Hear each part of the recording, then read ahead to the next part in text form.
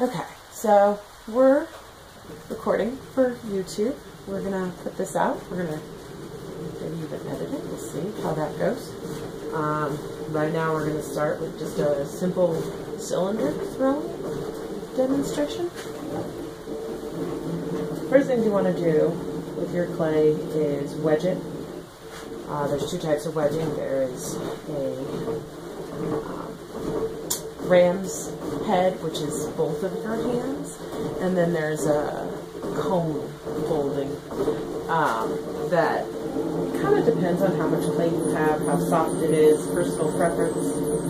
You can wedge on the wheel, which I also do as well, and that's in centering multiple times, and it really is effective.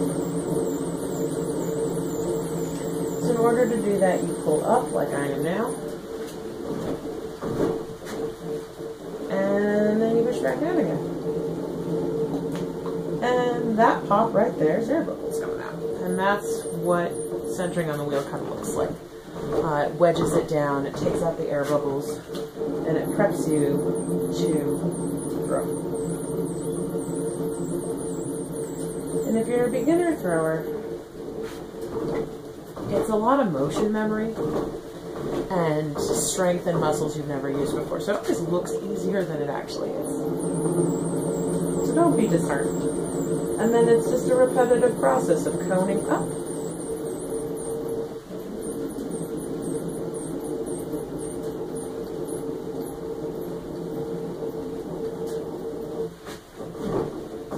And then centering back down.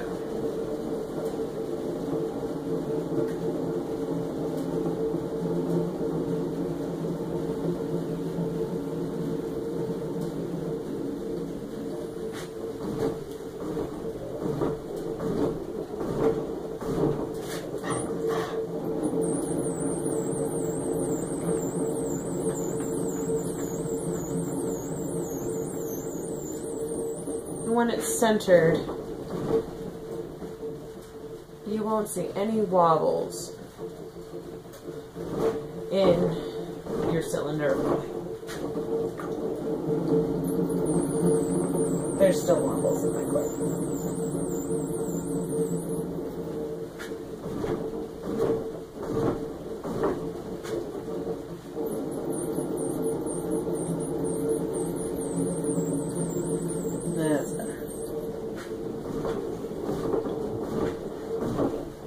Next you open, and two hands are stronger than one, so keep your fingers touching.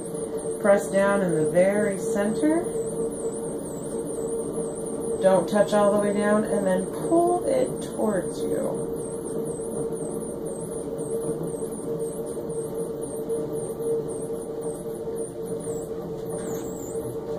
There's a couple different hand forms you can use to do that, and really what you want is the most steady and the most comfortable for you.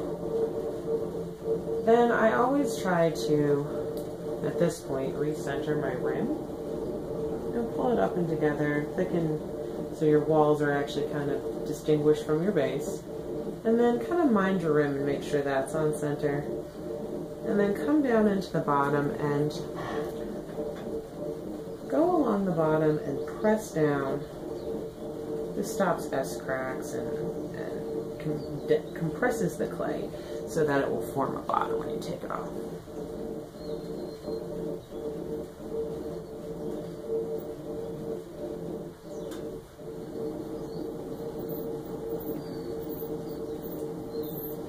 And then slowly bring up your walls. And ironically enough, I compare this to shooting a gun because the breathing is almost identical.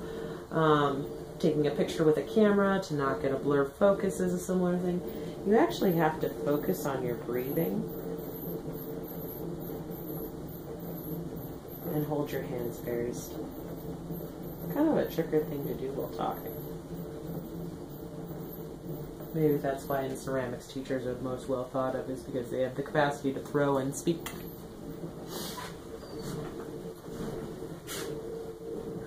So the walls come up slowly and surely, and you can see on here the throw rings, which is the different pressure points.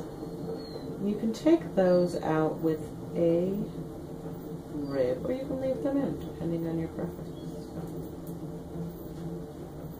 Sometimes I like to use them in my faces as wrinkles and disformities. They kind of look like tree rings. Use them in that fashion too.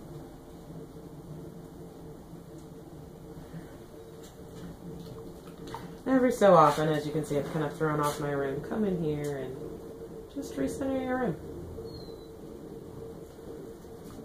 And then come along the outside. If you're getting kind of this V shape and you don't want it, get both of your hands wet. And 4 points is best. And just kind of collar it in. Push all points in with equal pressure. And this is one of those things that honestly, confidence is crucial in when collaring and throwing. You want a very specific kind of touch. It's firm yet light.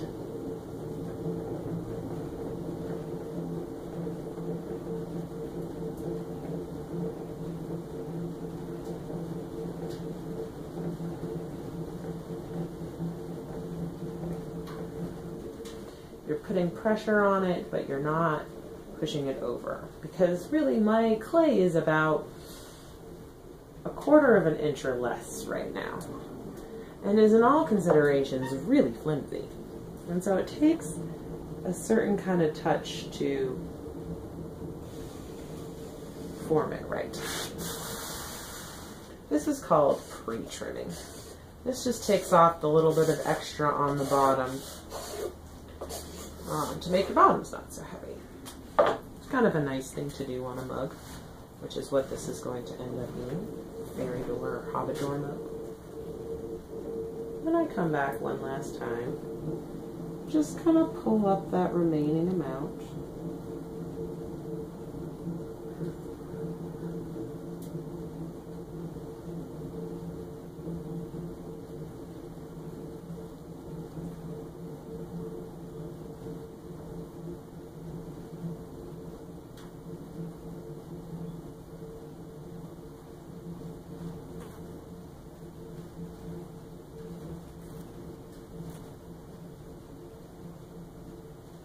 And smooth everything out a little bit.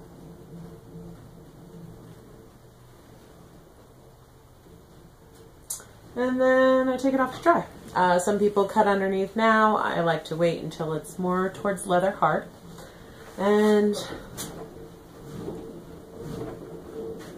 that's what a thrown mug looks like. Thank you so much. Have a great day.